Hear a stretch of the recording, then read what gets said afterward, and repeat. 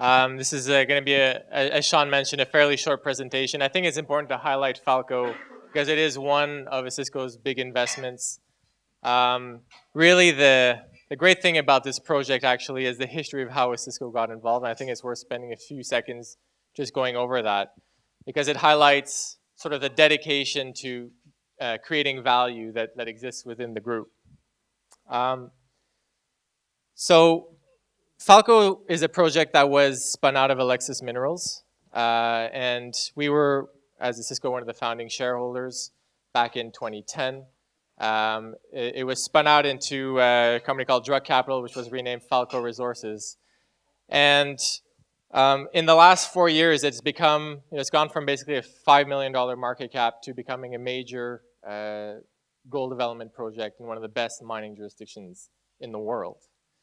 And how did that happen? Really what it comes down to is its value that was missed by some of the previous owners. The first thing that we did when we came into Falco was we went back and looked, this is a project that had a very long history, previously operated by Noranda. So we went back and looked at all the data because there was tons of data. None of it was digitized, of course, so it took a few years to go through it. And once we did that, what we realized was we were actually sitting on top of what is a major gold deposit. And not just a gold deposit, a gold mine, because this deposit was previously, in the top portions, mined by Noranda and developed down to about 1,000 meters, and it was never mined, right? So you have a gold deposit that's been developed next to huge infrastructure in one of the best mining areas in the world.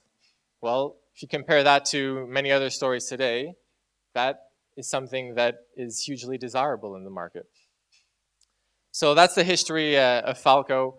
Just going over it quickly, it is really one of the underappreciated stories in the market right now. It's sitting currently, this slide is a bit old, sitting currently with about a $60 million market cap. The company is sitting on about $6 million of cash. Earlier this year, Osisko, as a partner to this company, we did a streaming agreement to stream the silver from the deposit, and we entered into a $180 million streaming facility that is milestone based and that will fund this company through from the feasibility to the development. So Osisko is a major financial partner, and what they're looking to do now is work on the permits, which I'll go through in a few seconds here. So if you look at the major shareholders here, Osisko, we own about 12.7%. The company is very well backed by institutional shareholders, and it's a good story to be in. So this is a picture of the deposit, and just showing the profile here. So this is the portion of the mine that was mined down by Noranda, and then you have the HORNE-5 deposit, which is the extension here at the bottom. Again, developed to a great depth and ready to mine once it is dewatered and ready to go.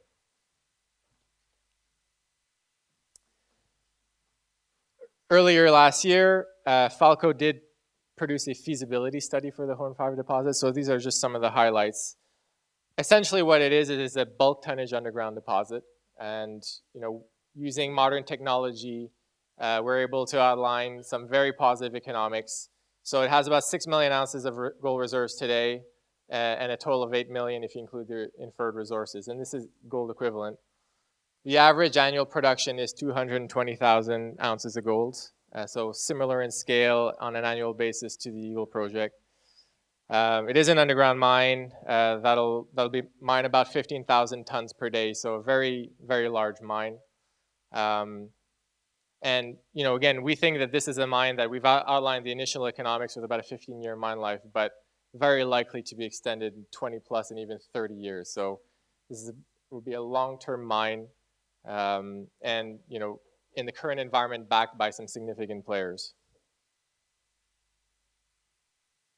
This is just more detail about the feasibility, which I will skip over, but I think the key metric here is that it's an $800 million US capex, 200 million of that already funded by Osisko on a milestone basis, and we expect that this financing will get completed as the company advances its permits and moves into the construction phase.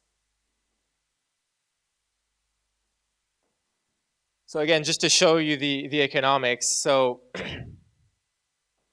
on a per ounce basis, we're talking about $400 an ounce.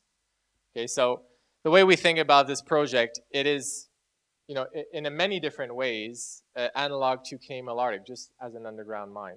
Canadian Malartic was, if you look back at the feasibility study, a $300 an ounce producer. In this environment, is about $500 an ounce with the cost inflation. But this is a study that was done last year, and with these tonnages that we've designed in, we're getting some very, very low costs, which really speaks to the quality of the project.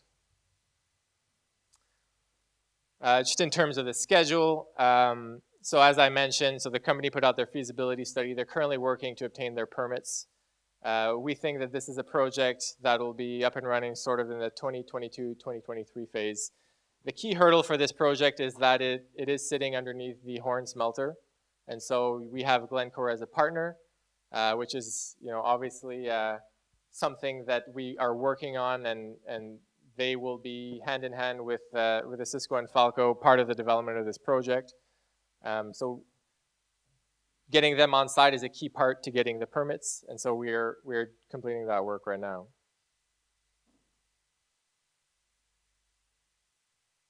So that's the last slide. In summary, really, I think the key takeaway for this project is that Osisko stepped in a very early stage, saw some huge value. Where it stands today, it is now a world-class project. It has some key hurdles ahead of it that it needs to de-risk in order to move the project forward. But when we take a step back, it is on a path to huge value creation. We've gone from a $5 million market cap to a $60 million market cap, which we would argue today is still quite undervalued versus the quality of the project. And in 4 or 5 years, this will be a major gold mine, something that all the majors will covet, and something that the Osisko group, as part of its incubation process, has backed from front to end. So on that, I'll hand it over to Sean maybe again.